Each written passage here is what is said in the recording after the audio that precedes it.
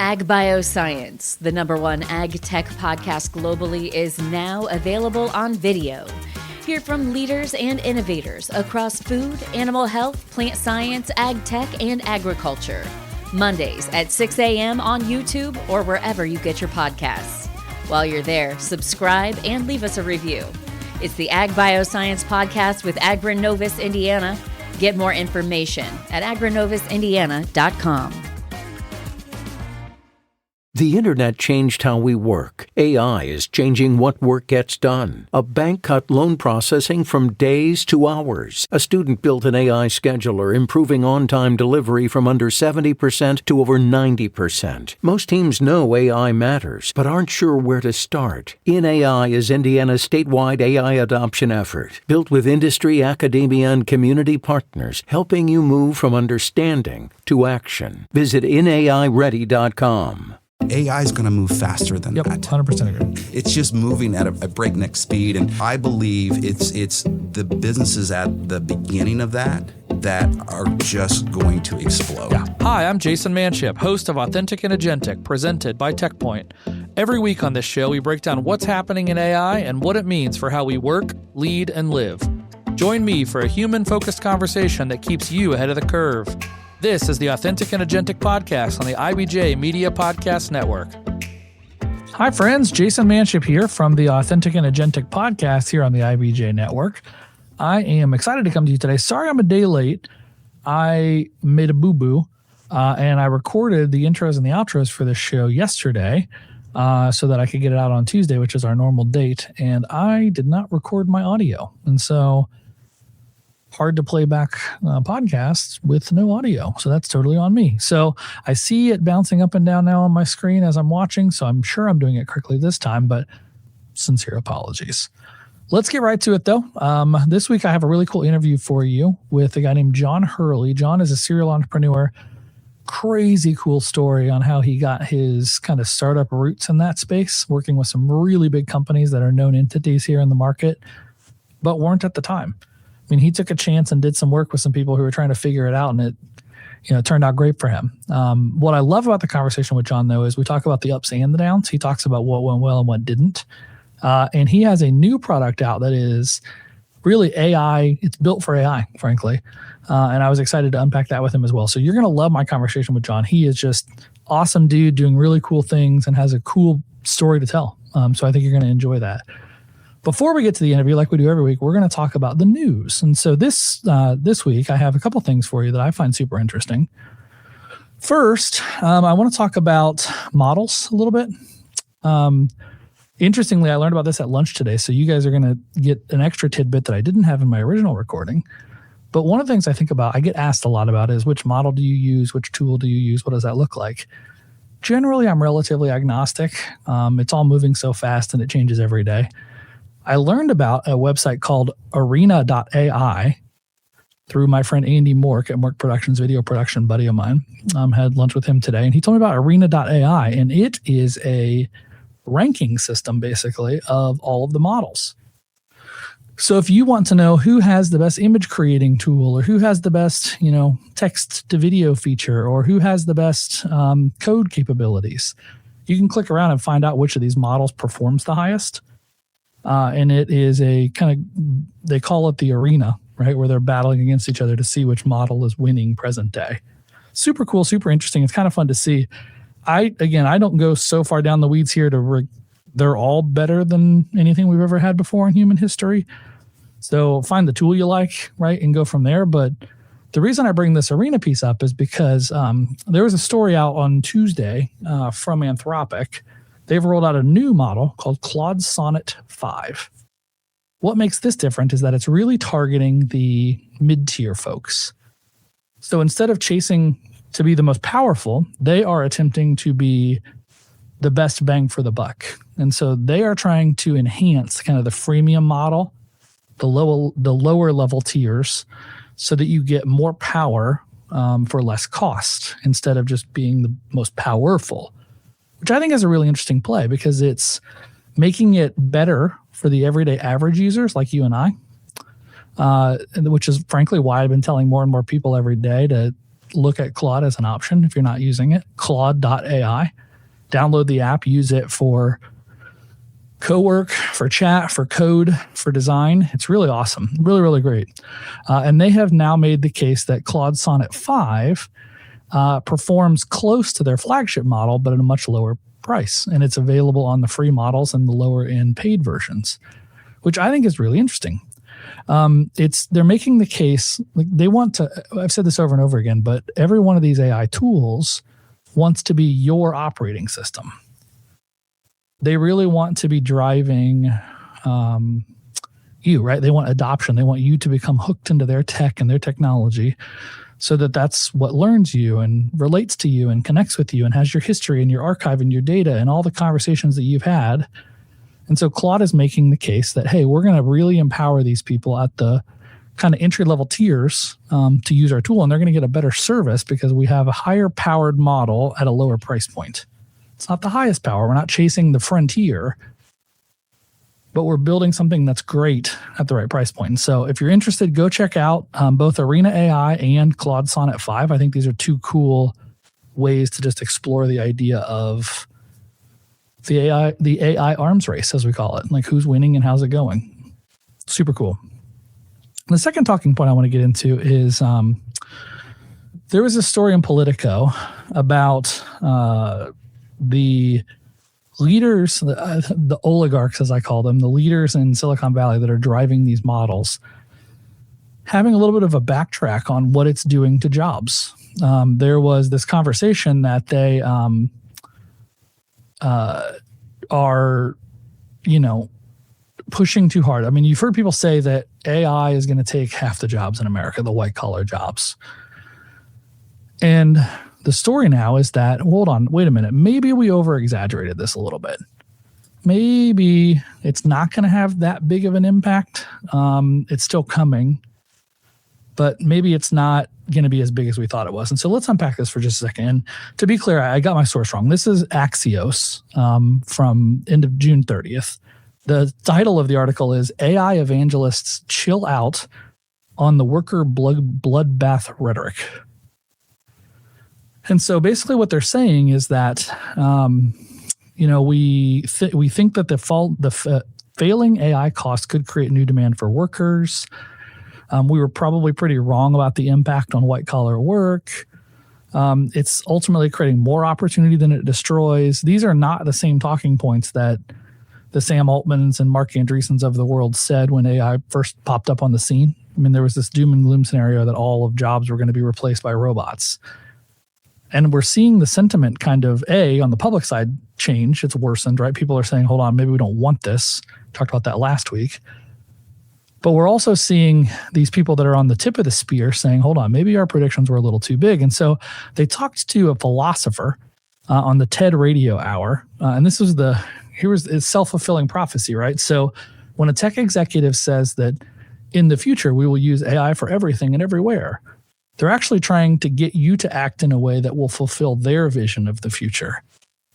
And I think we're learning that maybe that's not so much the case. It's super interesting. It really feels like in the last 30 days, public sentiment is changing. People are less excited about AI, maybe worried about it or wanting to know what's next as they get to use it more. And then the leaders that are building it are saying, hold on, it's having a dramatic impact. Nobody's arguing that, but maybe it's not going to blow up half of all jobs like we initially thought it might. And I think that's super interesting, right? I think if you could be hopeful, an optimist like me, I mean, it's kind of the sweet spot. We want to have a healthy skepticism for these types of tools and technologies, but we also want to use them. We want to level up where we can, but not become so dependent on them that we outsource our agency.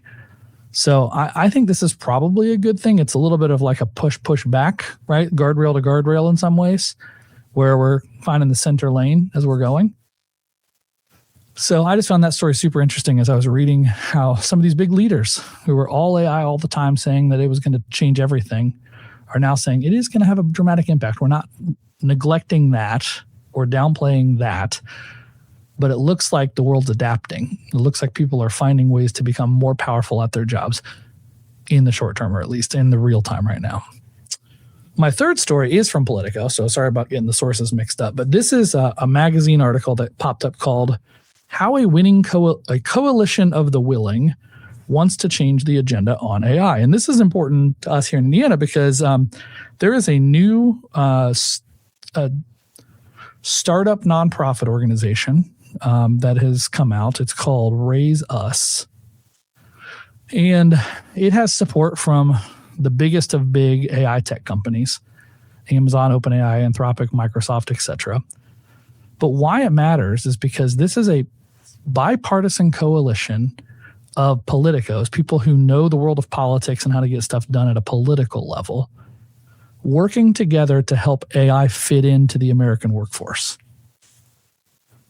So they're talking about, how America leads in the technological edge over China, how American workers can win in an AI economy, how we have to avoid any kind of political instability on some of this stuff.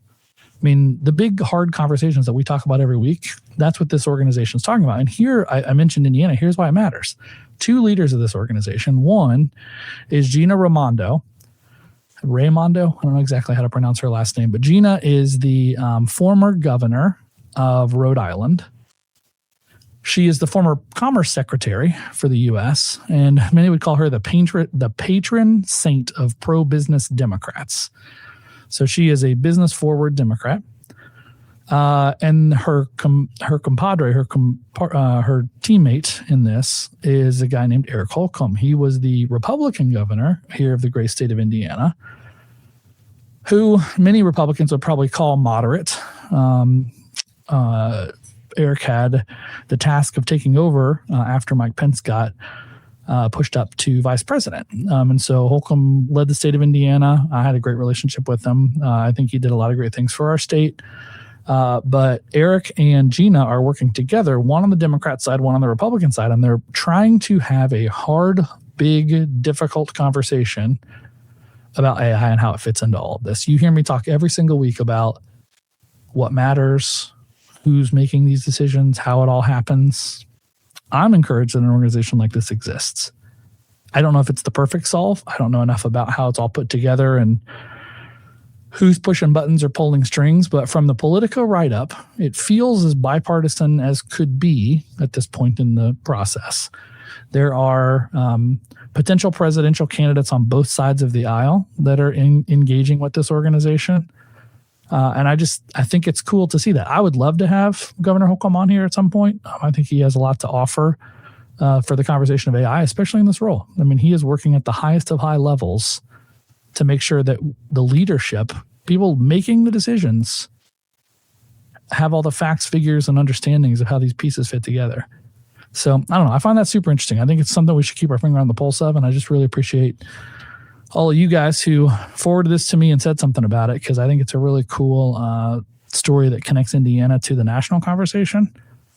And I'm cheering for Holcomb and Governor Raimondo and hope that they can help put some constructs around how we manage some of this stuff, how we think about some of this stuff. I think that's very encouraging. So guys, I'm going to take a quick break. We're going to go to our sponsors. When we come back, we're going to talk to John Hurley. John and I met, probably a couple of years ago. I was working for a strategic communications company called Cease Garrigan Associates. And he had a startup event center in downtown Indy called Cinderwood. And it was just a stunningly beautiful space and a very cool part of the city that I hadn't experienced before.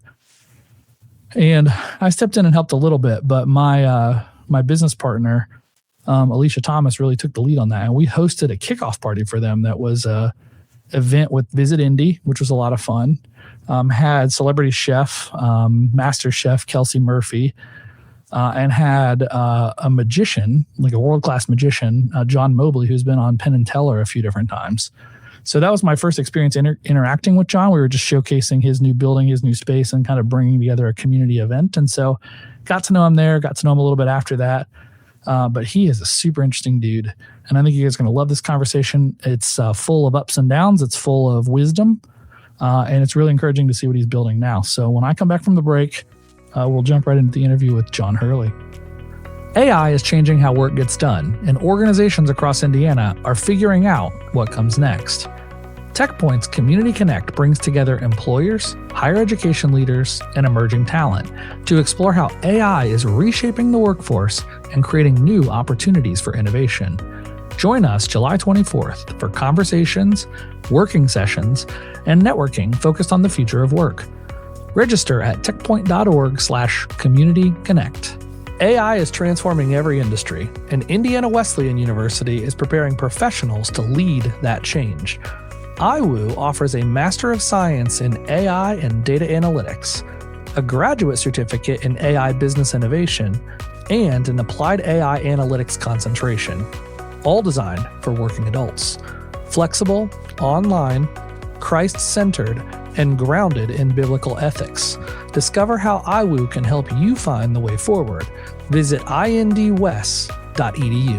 John Hurley, welcome to the Authentic and Agentic podcast. Thank you for having me, Jayson. It's a pleasure to be here. Yeah, it's fun. It is.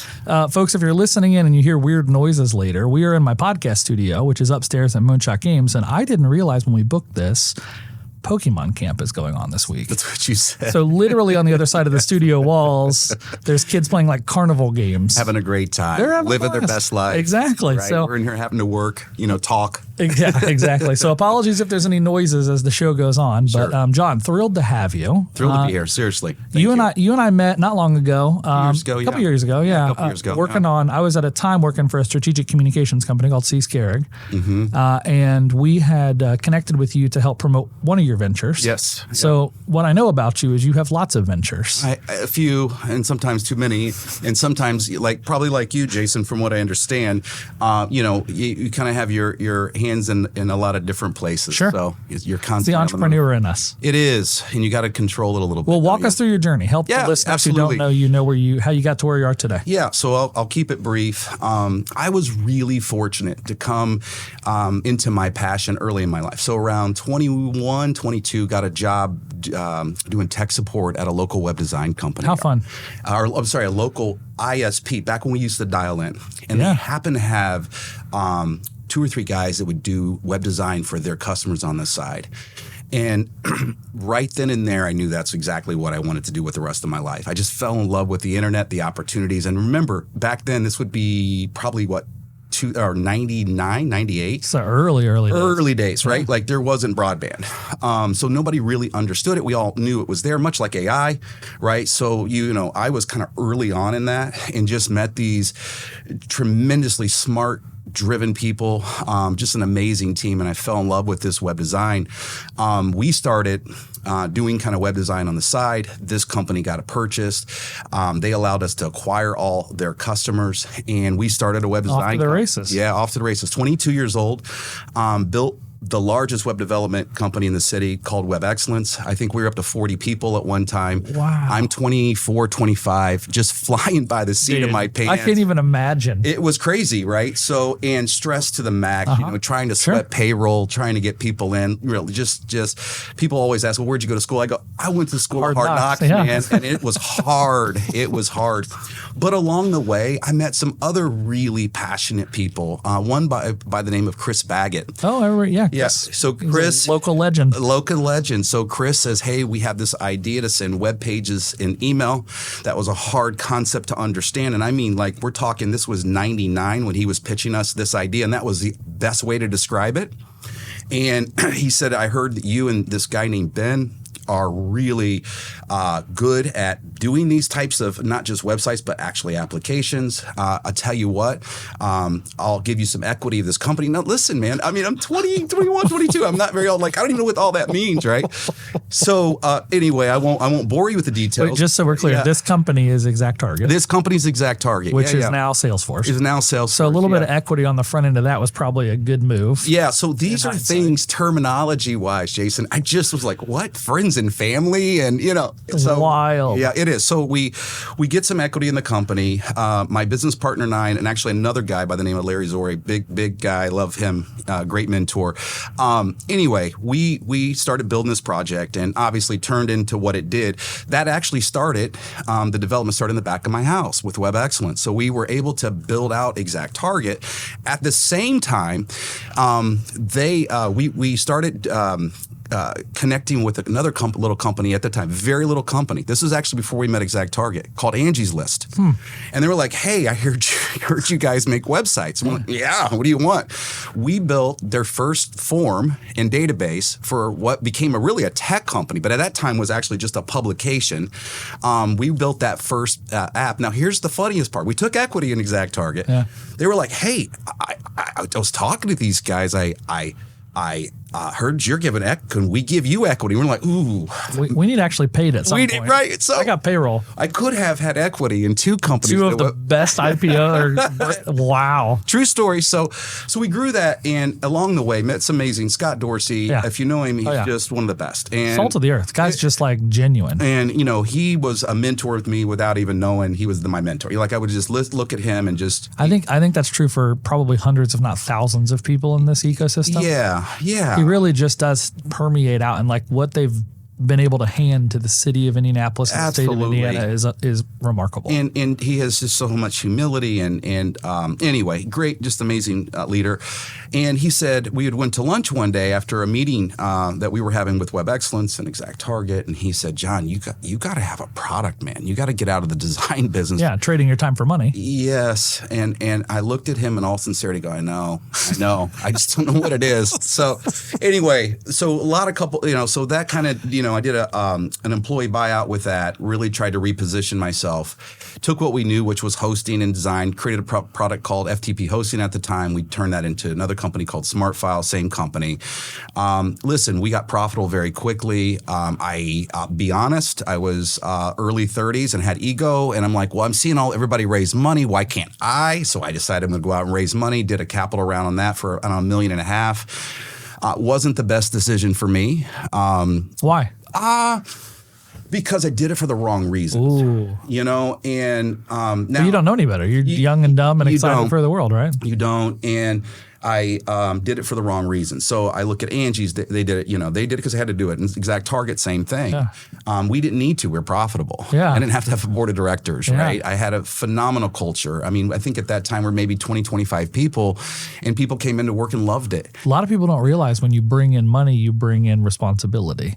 A lot. And oversight and bureaucracy and opinions and all the things that come with that money. Well, and I will say this. It makes you a better business person. I believe that. It forces you to look at numbers. It forces you to think through things more strategically. So it's not all bad. Defend your decisions still. Absolutely. Yeah. Knowing how you have to kind of tee things up going into these board meetings. I mean, listen, overall it was a great experience. Sure. But for us at that time wasn't necessarily best, right? So we got that going and literally just raised some capital. We were looking for an office. My banker, of all people, said, hey, I just saw that you raised a bunch of money. You need your own office. I happen to know a guy that has this building downtown. And I mean this. I had no clue what I was walking into. And I'm thinking, I don't know, it's 20,000 square feet. I get there. It's 130,000 square foot schoolhouse that these guys from Northern Indiana bought. And I go, oh, wow, this is way too big for us. And he goes, well, come take a look. And it was what now is the Union, but at that time was an old Lilly building that used to be the old Manual Tech. Give the coordinates of that. 525 South Meridian. Okay. Beautiful architecture, right across from the Rolls-Royce building. And, in the heat of raising capital and having a board, and now we're at 40-something people. Let's buy a 120,000 square foot building. I went in and I go, but I knew the problem we faced, and that problem was you don't know where you're going to be in 12 months. It's real. And we couldn't figure out, like, do you do the best we could find was that the Stutz at the time would do 12-month leases. Yep. So I go, wow, if we could kind of take that model and go ahead. When was this? When was that? That would have been 2016. Maybe? Okay, so there's some version of like co-working spaces. Absolutely, yep. But it's not really at scale. And WeWork's not in Indianapolis, and so there's correct. no like No, easy great option observation. downtown. There's just not when you have that 10, 15, 20. Which is a real problem. It's a Those real companies problem. that don't want to, because and a lot of people don't know this, but when you have that scale, one of two things is going to happen in a year. You're going to have 100 employees or 0 employees. 0 employees. Right? And people just don't, I don't want to sign a 5-year lease for 12 people. Nor did you want to give a personal guarantee. 100%. And that was the biggest thing we sold. So I took the things that I knew were issues and I removed those. So no personal guarantees. We did short-term leases. If you want to go month to month, that's fine. And we don't do all the, CAM fees and everything. We just do a flat fee. Everything's included. Simple, sure. Very simple for a young entrepreneur to worry. So listen, we get this. I said, listen, I'll tell you what. I don't need this much space, but I do want to come in, but I want to be a partner. And here's my vision. Here's what I see. And I said, and they're looking at me and they're going, okay. And I said, look, I want to be a part of this because I will love it. And I did, Jayson. I just loved it. I loved that whole experience. And we went within 6 months, and this is a true story. In 6 months, we went from zero. Well, no, I was going to be the first at 5,000 square feet. We went from 1 to I think 35. We were fully occupied. Yeah. And we weren't done building out. Equals present. And it was great. It was a great experience. And unfortunately, we had just got building permits for 601, which is now where another company called Centerwood that I'm involved with is right directly across the street there, or alley, I guess, on the same property. And the pandemic hits. Oof. And they shut us down. I mean, and the problem was, we were in tech. It was SmartFile. It was a flip of the switch, and we were working from home. Sure. It was not a hard. We already had. Well, we called them VoIP phones. We already had voice over IP. Routed wherever. Yeah, we already had remote email So it was a trying time. It was funny because I had one business that did exceptionally well during the pandemic, which was SmartFile, and I had the other business which did exceptionally terrible during that. Which was a building. And we had the 601 fully occupied. I was going into building that, gave all the banks, hey, look, we've got leases, or not leases, sorry, whatever. Commitments, we'll call them, for I think it was like 70-80% of the building. And we went, so the good part was we were able to build it pretty easily because we had lots of resources at that time. Wood went through the roof, but yeah, sure did. We had a lot of wood. Yeah. But anyway, long story short, that was the other. And then we came out of the pandemic. People started coming back to work, but we had this void in 601, and that was trying to lease these 12,000 square foot spaces. And a guy working for me by the name of Jeremy Bainey, shout out to you, buddy. Yeah. Said, man, I'm hearing people say we should probably make this like an event center. I go, really? Who said that? And anyway, so long story short, I said, hey, why don't we do that? I'll bring you on as a partner, let you operate, because that's kind of your passion. You're really good. Him and his wife, Kristen, do an amazing job with Centerwood, and came in on that. And I think that's where we met. Yeah, so, and if you guys haven't seen it, book a tour. Go to the website. Tour, please. Yes, reach absolutely. out to Jeremy and his wife and have them show you around, because it is unbelievable. It's beautiful, spectacular views. And it's right downtown. It's right across from Lucas and the Circle, and it's just fantastic. It's like the best kept secret in downtown Indianapolis. So you guys got to go check it out. Yeah. So there's some successes. I will also say I had a failure along the way. Okay. Got really bullish on pickleball, not because I was an avid player, but I saw this huge movement taking place. Bet heavy on a facility in Fishers. Okay. Had the support of the city and just the whole pickleball community. Built one of the largest in the Midwest. Yep. And my thought was, if I could wrap technology around that playing experience, much like a Top Golf, it's like, wow, that could potentially be really cool. So built this entire stack, top to bottom. In fact, that's kind of my latest endeavor, was a lot of the principles and things that we learned there, and realized, guess what? Pickleball is a very frugal industry. You can be in the greatest place in the world, and unlike golf and unlike tennis, the people that play that aren't typically going to pay any more because they play in a certain location. But I had to learn that. They're agnostic. They'll play outdoors or whatever. They will. And everybody's like, well, you're competing with the outdoors. I go, well, Yeah, but we live in Indiana. It's windy. It's hot. No, we were just competing with a club, their apartment complex that happened to have one inside. Well, and everybody retrofitted their tennis courts Yes. and all sorts of other Yes. things too, right? Yeah, so we were full, but we couldn't get the price to where we needed it to be, and had the opportunity to get to sell that, and that was back in the end of the year, and I was thankful for it. End of last year. Okay. B2C isn't where my heart's at. Sure. It's its own thing. Jeremy and his wife do a great job with that, with Centerwood. Yep. I'm certainly the guy on the back, kind of just looking at some numbers here and there, but by and large, I kind of give that, but learns a lot along the way. And then that took us to kind of our latest endeavors. Like, okay, we built all this technology. What do we want to do with it? I mean, we had 2 years of R&D. Man, you just have so much learning in your history, right? Yeah. You were doing a service business. Yeah. You got connected to literally the who's who in the zoo in technology. Yeah. With Angie's List and Exact Target. So you got to see those rocket ships. Unbelievable, right? Just an unbelievable perspective. Then you built something yourself, SaaS product of some sort, right? And then you bought a building / multiple buildings. Connected those dots, dealt as a landlord tenant, co-working, all the things there, event space, pickleball center. So you would you just play back the tapes? Like you've seen a lot of things. Yeah. And the entrepreneur in me is like, man, how fun, how interesting, how cool. It's a curse. As the gray-haired entrepreneur in me, it's like you learned a lot. I did. And I'll tell you what, I learned a lot about myself. Okay. And, you talk about connecting dots, and that was the thing that I had to, listen, you've been in business a long time, as I have. It ebbs and flows. Great days, bad months, great months, right? I mean, you just learn to deal with that. But to have what I considered a failure, right, you have to do some self-reflection and go, oh, wow, that hurts. I don't like the way it makes me feel. You are automatically going to start looking at yourself like, man, what am I a failure now? Like, how did I miscalculate? It's kind of like, the only way I can liken it to is if you've ever been betrayed by a friend, it's what it feels like. Because you're going, oh, what did I miss? I thought you were my, this whole time. Everybody I talked to was, you're going to crush it, da-da-da-da. So I bet heavy on it. Let's unpack that a little bit. Sure. Because I think a lot of folks here are, especially in the world of AI, where you can become a millionaire as a one-man band in the right circumstances. A lot of people have big ideas.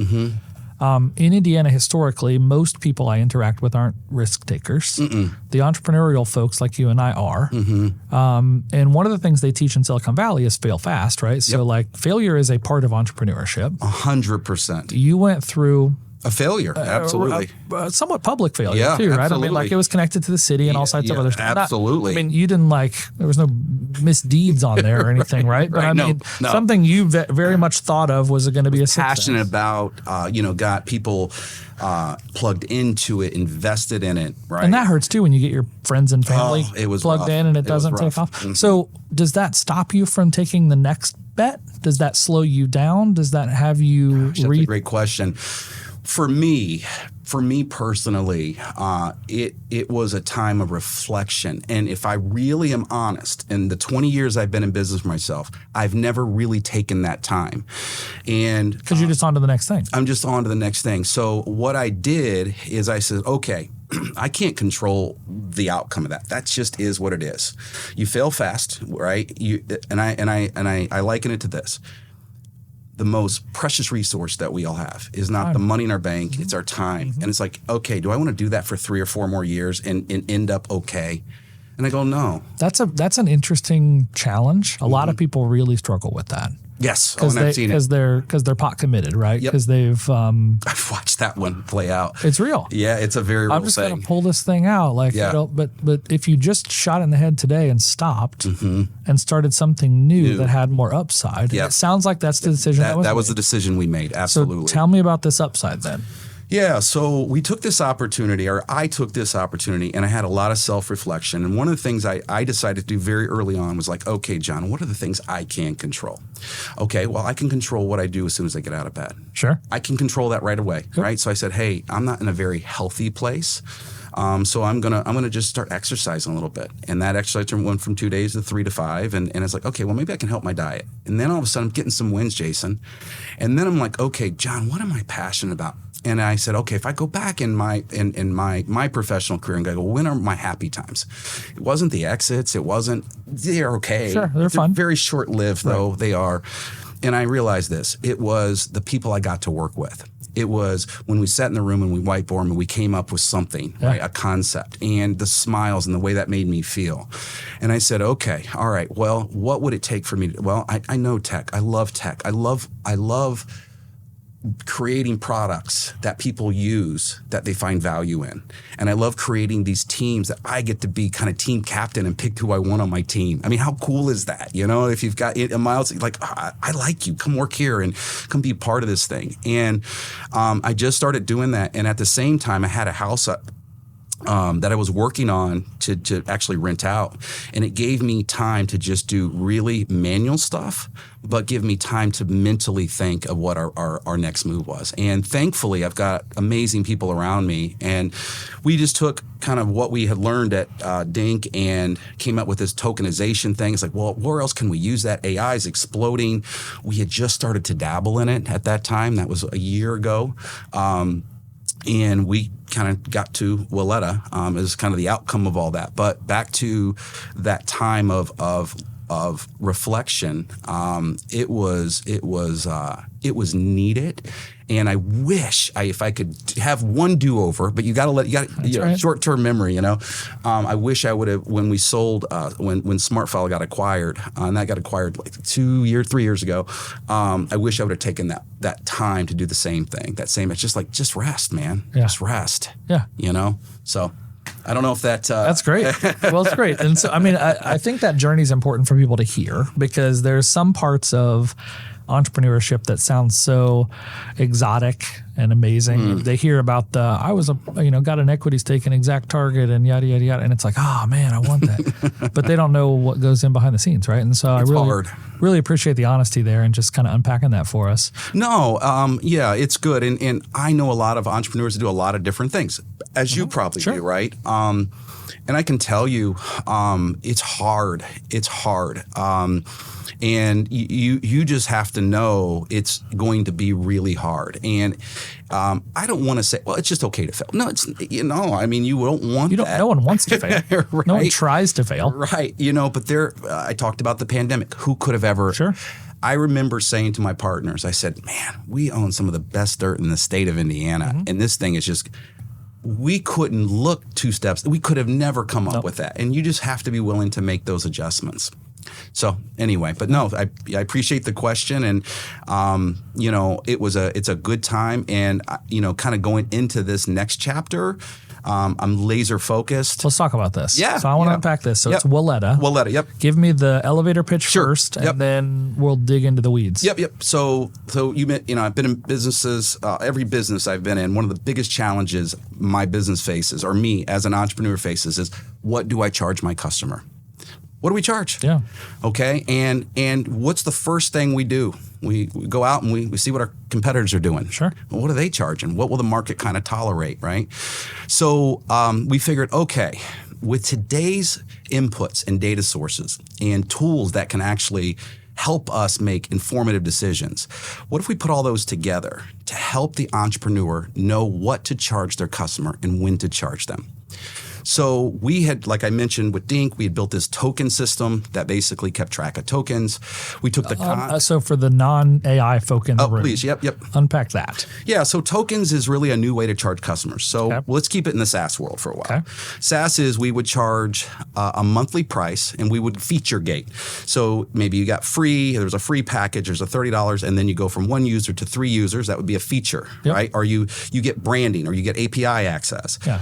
And then if you went to kind of everything was an enterprise version. You pay some monthly fee and everything. I think everyone's familiar with that. Everyone's familiar with that. And then what happened was, as you well know, the AI world came along and said, hey, we don't really know what the resources is going to cost us. So why don't we do what we call a hybrid model, right? And why don't we charge a monthly fee and give them so many tokens to use on whatever they want. And those tokens are different. If you ask it through text, it's going to be one price. If you do it during part of the day, it's going to be another.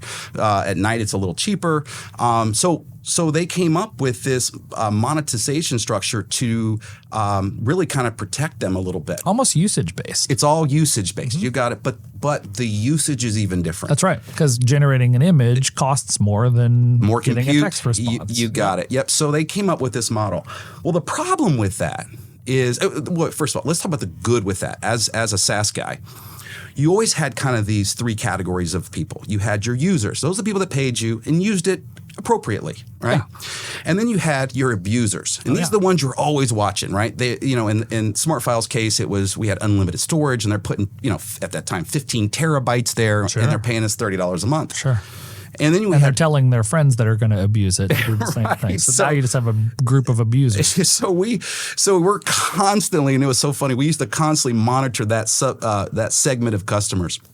And then the third one, we called them losers. Okay. But the losers is where you made all your money, right? Because they never really used it. They kind of they forgot about it, right? They maybe moved departments or what have you. Blockbuster built its entire business model off of people that never rented movies, right? I mean, that was the thing. Yeah, there's a real thing there. Yeah. So we love that group of people.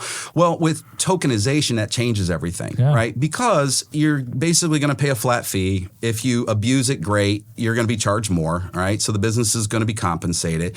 You don't use it all. Okay, you still kind of have that category of losers, but you're at least making your bottom line. You're going to have your users that maybe never go over, right? Yeah. So it's the same three group. It's just, it really protects them against the abusers. Yeah. So it's cool, right? So if you're in the SaaS world, you're going, wow, why didn't we think of that? Like, that's fantastic. So that's where this tokenization thing had came up. And so what's happening is you have all these startups happening, especially in the Vibe world, the Vibe coding world. You know what's going on there. It's big. I mean, that's part of this podcast, right? Well, they go and they build whatever agent they want to sell, and they're going, okay, what do I charge for it, right? Yeah. Well, that's a hard thing to determine when your product is really based on your upstream providers. So what Walleta does is we are the code in between. Okay. We connect to all those upstream providers, giving you real-time data, letting you know exactly what your spend is, and then we take that all the way down to your customer using it, and give you the true cost of goods sold. That's wild, right? And then give you suggestions based on, hey, listen, your competition just changed their prices. Here's what that looks like, right? And we are really that layer that connects to the upstreams, to your front end. So we do all the pricing for your customer, and then we connect currently to Stripe. Okay. So we can get your payment processing, get your customer data, and put those worlds in sync. So, it was probably mid-2000s, this terminology, and you've been in the tech world long enough, we called it a single pane of glass. Mm-hmm.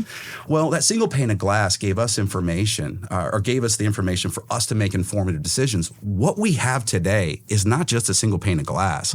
We have the tool to make those informative decisions. Yeah. That would probably do it faster and better than we can. Yeah. Right? Kind of puts us all in this even playing field, right? So that's what we're trying to give, that single pane of glass, but some intelligence on top of that. Everybody's talking about AI, but very few are actually executing. If your team is still experimenting with Copilot, you're already behind. Axia Technology Partners turns Microsoft AI into real business outcomes, and fast. Not prompts, not pilots. This is production-grade AI embedded into your workflows. As a Microsoft certified AI solutions provider, Axia TP delivers Microsoft E7, the full stack of security, identity, and AI, implemented, governed, and scaled. While others are testing ideas, Axia TP's clients are reducing costs, automating operations, and moving faster than their competitors. This isn't about trying AI, it's about operationalizing it, and now. If you're serious about results, not experiments, visit Axia Technology Partners and start executing. Visit www.axiatp.com. That's AXIATP.com to learn more. So let me see if I can recapture this. You've got the OpenAIs of the world, the Claudes of the world, these tools, these technologies that have tokens. Yep. And so if I build an app, say I build something on Replit or some other tool, Lovable, whatever, and it connects to those, it's going to use tokens to do the thing, because AI, agentic, all this sort of stuff is connected. How do I charge my customers? And B, how do I make sure that I'm not just passing my cost on? Like, so that's what Walleta does, is it helps me maximize my profits, frankly. Let me give you a scenario. So obviously we come up with this idea. We've taken it a lot further. We talked to several people in the industry, and the guy that said, the problem that these young entrepreneurs are having, or just entrepreneurs in general in this world, and it's a problem they don't even know they have. And he goes, the only reason I know I have the problem is because it happened to me. So he came out with this little product. It was a voice product. He started selling it to these groups he was in. And then one month he got an $11,000 bill from ElevenLabs. Oh, yeah. That's expensive. Well, that was more than he was making. 100%. Right? And the problem was he didn't have the right controls in place where those two things balanced out. So he goes, so if you can figure out a way to help me determine if I'm charging enough tokens. So what does that look like? So ElevenLabs, your users. Mm-hmm. So for those listening, ElevenLabs is voice AI stuff. Voice AI. In essence, you can pass it transcripts and it can read it back as an MP3 file as Burt Reynolds. Yep. Right. As an example. Yeah, great example. And so, because he is actually licensed by ElevenLabs. Oh, okay. His voice is. And so, but it's a way for you to create that agentic voice component, which is awesome for recorded messages, phone calls, all sorts of things. But there's tokenization and costs to do that, to transcribe your written text into Burt Reynolds' voice. Yep. That's where ElevenLabs charges you money. Absolutely. So if your tool is enabling and connecting that, and you're not monitoring the run on what you're paying ElevenLabs, then you can bleed out. You can't. And then, so he said, listen, it cost me $11,000. Could you imagine? No, I can't. And it's hooked up his Amex, so it just charged him $11,000. Yeah, well, get them points, buddy. You got a free flight out of that one. There you go. So so that's where he goes, if you can figure out a way, and he goes, I know there's a way to connect. So we came with a very creative way to not only connect to just the AI companies, and they do that. They do have really robust API. Yeah. We pull it from there. So those are all, really heavily integrated APIs. However, we also built this other tool that allows you to forward any email. So, for instance, you use MailChimp to send email out, right? And it just is a form mailer, a simple form mailer. Well, there's a cost associated with that. $79 a month, or it scales up based on your usage. Number of users, right? Twilio is another one, right? So now we can take all of those and give you your true cost of goods. So it's not just software that is token driven. It's also like more of the fixed costs your model. Fixed cost. And some of those, like you mentioned, your SaaS, some of these companies are still very SaaS focused, right? Absolutely. Where they're gated and they have different tiers. And so like with MailChimp or tools like that, you pay as your subscriber base grows. As your subscriber base. And we take those costs and just split it accordingly. And it's based on the usage. Great. So if one user uses your system more, we're going to give MailChimp's costs a little heavier his way, right? Makes sense. We also connect with AWS. Now that's more of a rear view look, right? So we can kind of project based on usage and say, hey, we think your costs are going to be this upcoming month. And then we take those and we kind of drill it down to the actual user. So we're trying to say, hey, let's take all your digital costs associated with this particular product. Let's just give you a single pane of glass, right? And then let's be the front end. Whether you're using Stripe as your front end, you've built your own tools for the front end, and have some data points that we can connect to see your pricing. And now, and the part that we're probably the most excited about is this. Now that we've got that, we can A/B split your pricing and see, hey, when you talk about feature gating, hey, do you get more conversion if you maybe you get rid of your freemium and you do a 2-week free trial? Well, we can serve that up independently with every user that comes up. That's super interesting. Yeah, so now we can really, that was one of the hardest things in the SaaS world was A, to figure out your pricing, but B is when you did a price change. Yeah. Scary stuff. For sure. I own a catering company, and I remember 10 years ago, whatever it was, when we raised our prices for the first time. Scary, wasn't it? Jeremy and I were like, I think we're going to lose all of our customers. This is really scary, right? Because we were competing with Subway and Pizza Hut at like the cheapest level. Yeah. And we went up like $2 a head or something like that. And the only thing that happened was the bad customers went away. That's true. It is so true. Like, I've heard that before. Yeah. It's so true. So but you know what that was like. Yeah. So what do? You go out and you look at your competition. You go, okay, I think, I feel our value is there, and what features do they have? But what if this going back to that particular scenario, 10 years ago when you did that, you could test it with just 2. That'd have been great. Right? That's what we're trying to do. What if we can test it, build some buyer persona and go, hey, look, based on who's buying and when they're buying, this is what they would actually get. That's what we're trying. That's what we're really trying to solve is how can I make that a more informed decision before I flip the switch and go, here's our new pricing. I mean, I'm just thinking out loud. And please, yeah. The other thing I love, a couple thoughts. One, if you've ever dealt with AWS in general, being able to slice and dice that data is golden in of itself because that's a dumpster fire. And they know it, by the way. I know it too. The other piece, though, is like understanding what people see value in, right? Yeah. Because some Good things, point, yeah. I mean, it probably helps drive where our profit centers are, right? Like ElevenLabs, for example. A lot of times when you're a software person, especially when you're working with engineers, they love the challenge of building cool stuff.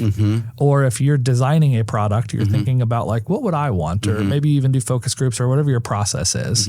But a lot of times you're building something without knowing if people want it or not, right? Like 90% of the time. and that's the entrepreneurial fun, right? But a lot of times, I mean, I've built stuff that people are like, this sucks. I'm like, ugh, why did I spend all that time and money doing that? Yes. So I love the idea, of A/B testing, but also just really honing in on what customers are using and paying for and understanding the cost centers at a great.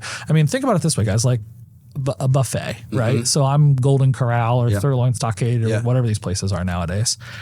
You've got 87 menu items all sitting out there. Right. You've got one flat fee to get in, right? Minus the kids and senior discounts or whatever. But there's abusers that are going to eat nothing but the steak. And they're going to eat 80 pounds of steak or crab legs or whatever you have, right? And then you've got my wife who loses me money every time we go to any kind of buffet style environment. She eats nothing. Right. We go to Fogo and she gets like a salad. I'm like, that was a $70 salad. But I mean, think about that. And really what you're doing here is bringing that to stuff you can track down to the T. Yeah, and that's a great analogy actually. And they have done the numbers and they know it has to be 70, right? Because you're going to get a guy in there that's the abuser, right? And then your wife in that scenario will be the loser, right? And you're just hoping you have enough losers to offset the abusers. What tokenization is it's gotten rid of that, right? The abusers kind of go away. But you got to know where to feature gate and you got to know where to do it. Well, here's one. Here's a challenge we had. In fact, it was such a big challenge at SmartFile, we just got rid of it.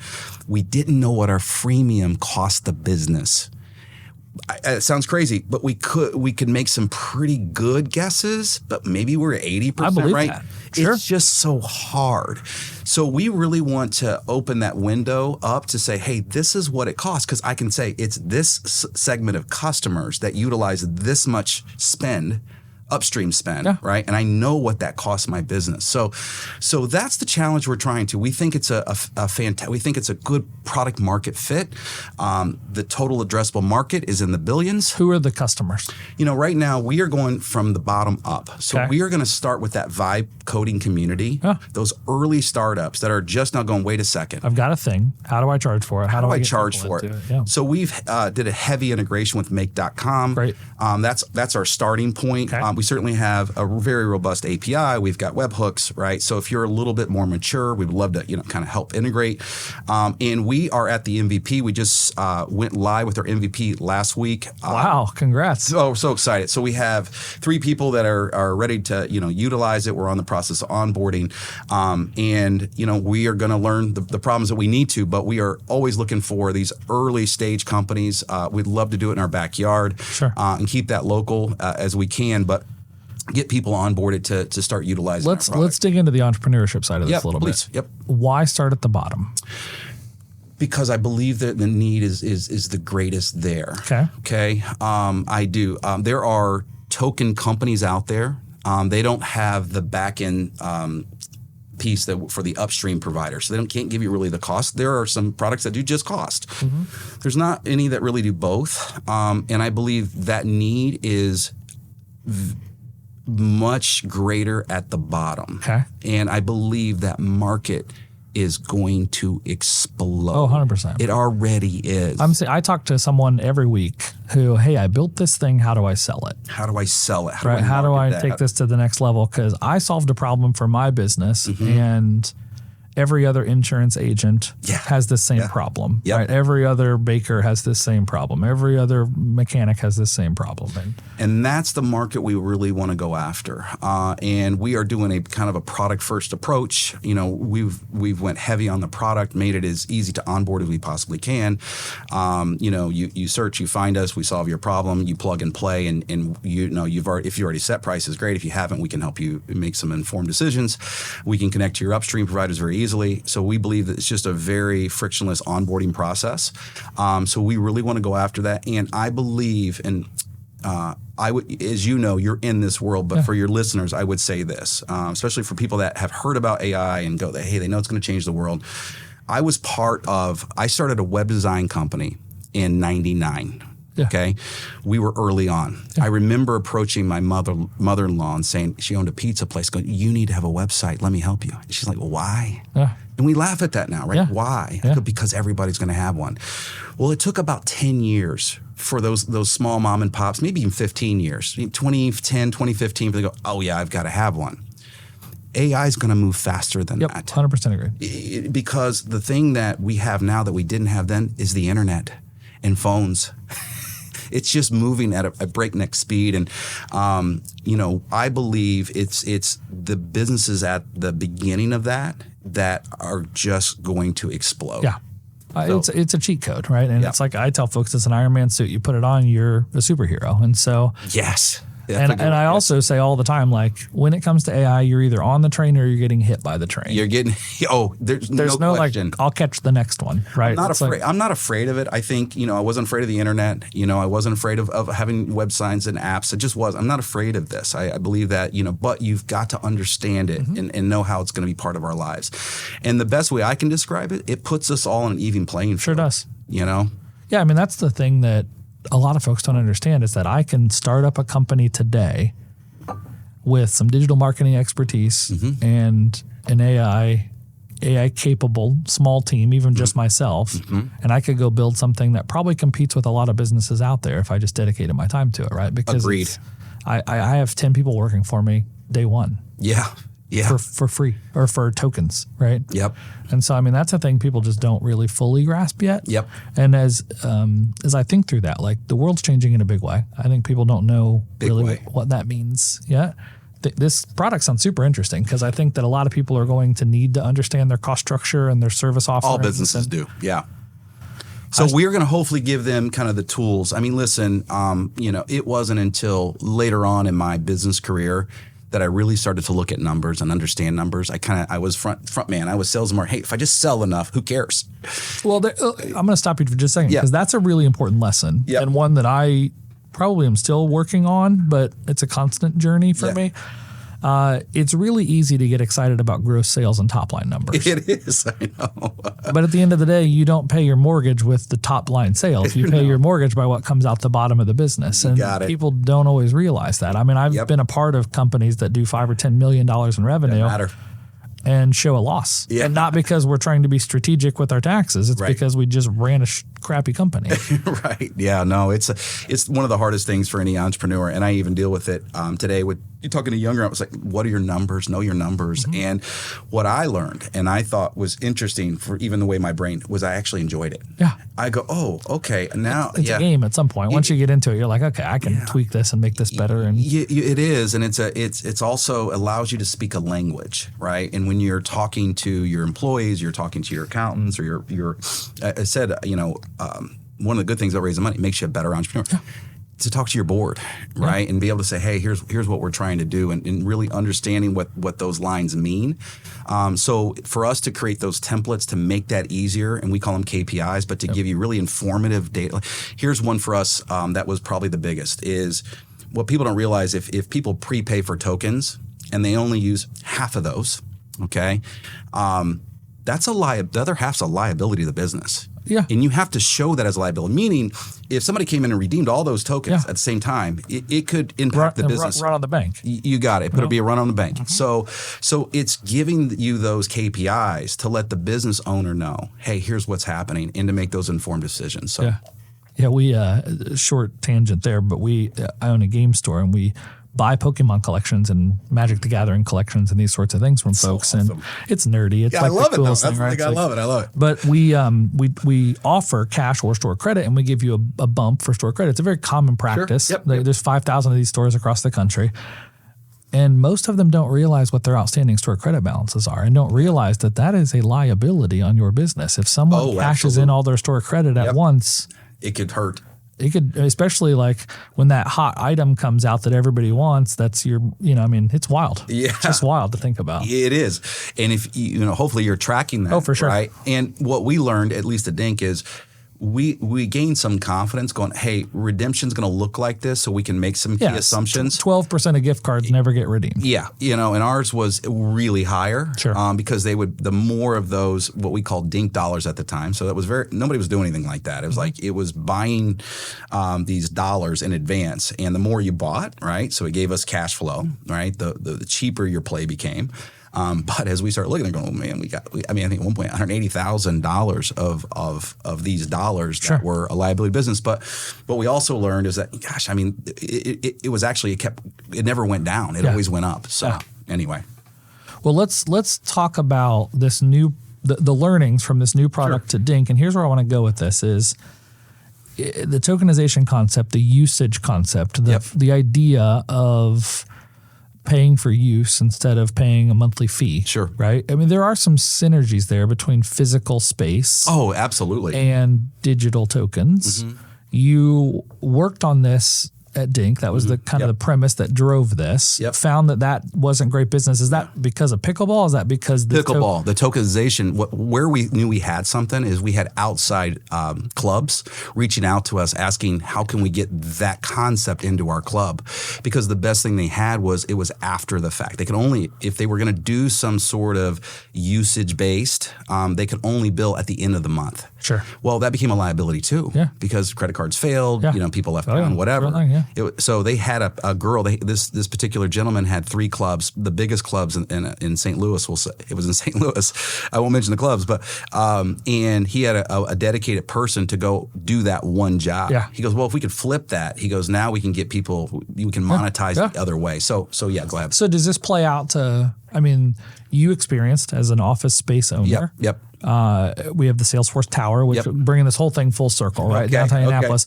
The whole conversation around work from home and hybrid and all this is a big conversation. I mean, are offices ever going to be what they were before?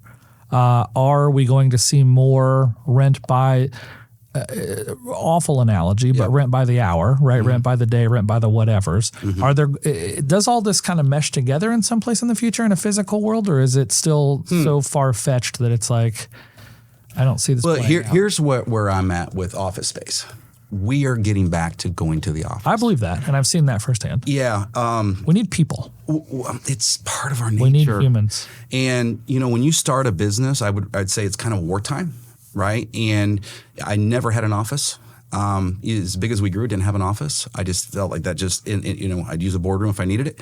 And the reason wasn't to, check me out, I don't have an office. It was so that I could be accessible and connected and hear conversations and have what I call collisions and overhear a tech support call and go, wow, what's going on, and be concerned.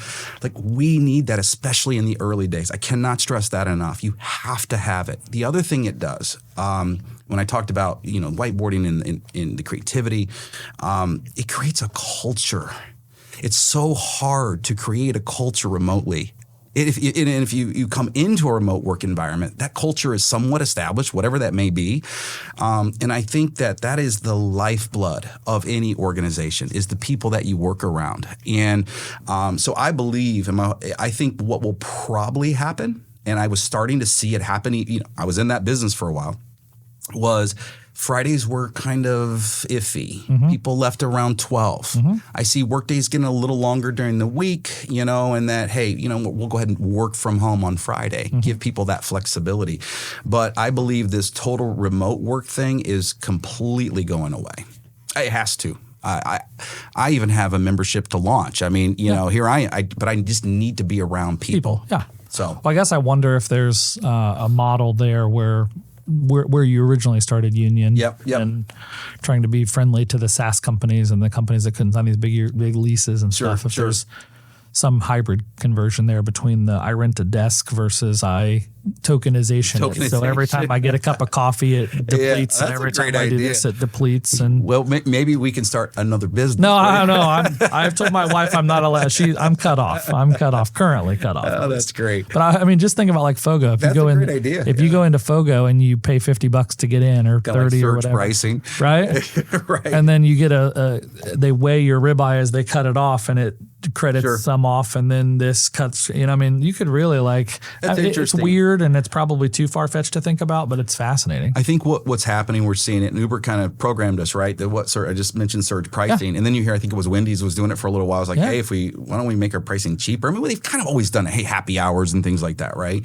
But I think as we get away from cash and we're more, digital currency, we as humans are probably going to be more open to that because, see, there is value in it. There's still value. And as long as the consumer, derives some value out of it, right, and the business is still able to do that. So why is that a wrong thing? Why is it more expensive to see the Lakers and LeBron than it is to see the Toronto Raptors play the Pacers, right? You got it. They know. And that's where I think that, and in fact, the Colts did that probably 8 years ago. They used to be flat pricing. You pay a fee, you got and they go, well, wait a second. Well, we're selling these prices, and if it's a Dallas game, it's sold out. For sure. So why are we, and they could only sell it for face. So now, if you look at your tickets, the pricing actually changes for every game, depending on who it is. Smart. Is it a divisional game, or is it, the Dallas Cowboys or Green Bay? Mm-hmm. So again, it's happening. Sure. We know this, and here's another great analogy. And I know you've traveled, and it's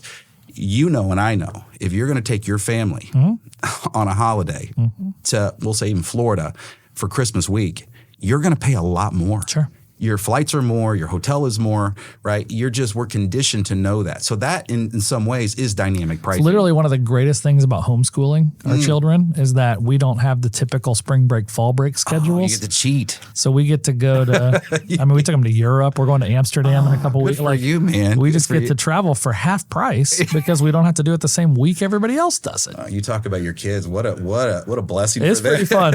It's pretty fun. Yeah, that's great, man. That's great. Well, I love it. I love the journey because you've learned a ton along the way. I love this product, frankly. As someone who's vibe coding, I have 2 apps running right now over on that computer, literally, that are building as we're talking, right?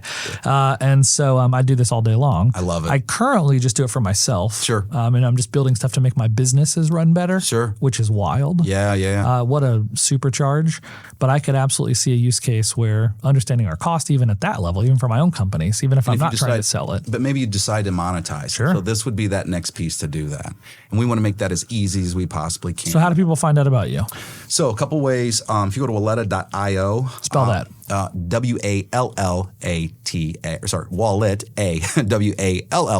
Walleta.io. Walleta. Yeah, Walleta.io. We actually have a form that you can fill out to join the wait list. We need people that are passionate about technology, that are early adopters, to just start utilizing our product. Love it. So there's a form you fill out. You'll be notified. It's a wait list product that we're utilizing. That's a great place to start. My name's John Hurley. You can find me on LinkedIn, John H. Hurley. Would love to talk to you. So, love it. Absolutely love it. Last question for you. Yep.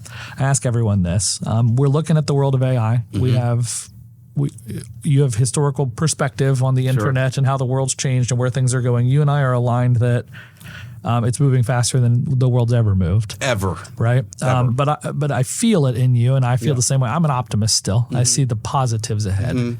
What's the one thing that you're worried about, right? So I like to ask folks as a final question, it's like, what keeps you up at night when it comes to not necessarily your startup, but the world of AI, right? Is it that, governance can't catch up? Is it that there's, a space race between countries and global dominance? Like, what is it? I would say, that would be the closest thing. I'm just not as worried as I was. Okay. Now that I've played in the world a little bit more and I understand it, I would have likened it to this. 50 years ago, if you went to your accountant, right, and said, hey, can you do my books for me? They literally had books. Yeah. Okay. Now, why would your accountant use that when they have this other tool called a computer and spreadsheets? You just wouldn't. AI is the same thing. It's going to change the way we do business, but it's not going to take away business. It's just not. You still need game stores, and you still need event centers, and you still need development companies, right? All these things are still, they can coexist. So from worrying on a personal level, is AI going to take over the world? No, it's not. Is it going to make the world easy? It puts us on an even playing field, right? I don't have to call my lawyer to just get some general information. Just don't. Yeah, you can get it now. But do we need lawyers? Yeah.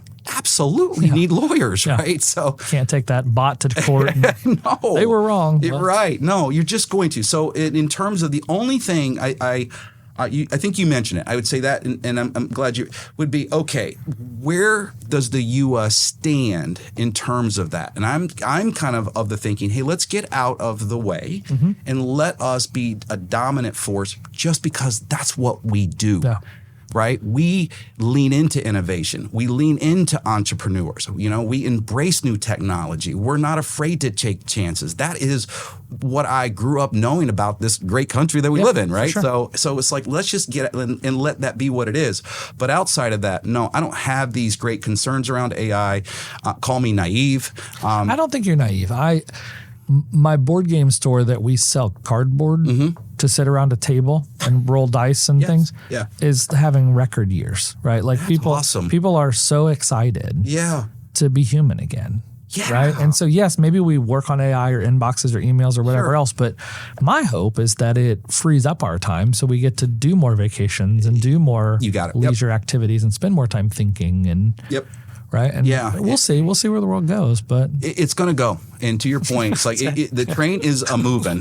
Okay, get on it or get hit by it. And I think there are a lot of great firms that are helping, especially the smaller markets, kind of adopt these changes with some of these agents and what have you. I believe you have one of those. It's like doing education classes, getting people up to speed on it. I'm just fortunate that the tides have turned for us. I got deep into it, and I'm just really bullish on it, man. Really excited about it. Love it. Well, thank you so much for your time today. Thank you again. Walleta, it's walleta.io. Walleta.io. And then you also have Cinderwoodindy.com. Yep, Cinderwoodindy.com. Yep. So perfect. Check that out too. All right. Thanks, John Hurley. Appreciate you. Thank you, man. Cheers. Cheers. Thank you again to my friend John Hurley for this awesome conversation. It's always fun sitting down talking to entrepreneurs to hear their journey. I think a lot of times we see the glitz and glamour. We hear about the victories and the wins, and we don't always hear about the lessons learned along the way, right? What got us to where we are today. And so I think John just really pulled that together for me in a way that I'm going to remember. It's fun to chase the big hits. It's also fun to get a chance to strike out in the biggest stadiums. And I think it's really cool to see how his vision moves from, service-based tech to SaaS to physical locations to a huge event venue to, a product specifically built around AI. I mean, what a cool journey that a lot of us get to live vicariously through the retelling of. And so, John, thank you again for your time.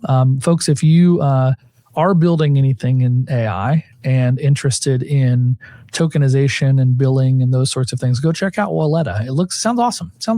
Like, what a cool feature. I was actually having lunch with someone today, and I was like, this might be a good fit for your business. And so I think there's a huge opportunity there. And if you're ever thinking about booking an event venue, go check out Cinderwood. It's in downtown Indy. It is stunning, just beautiful views. I've hosted events there. It is a cool spot. And so highly recommend. Thanks to John. Thanks to all of you for listening. Please like, subscribe, tell your friends. We are halfway through the year and creating cool content for you. It means a lot to us that you are all actively participating. I hear from all of you, or a lot of you, I guess, on a regular basis. And I'm just grateful for this chance to talk about AI and to get more conversations going around how the world around us is changing. So we will see you guys next week.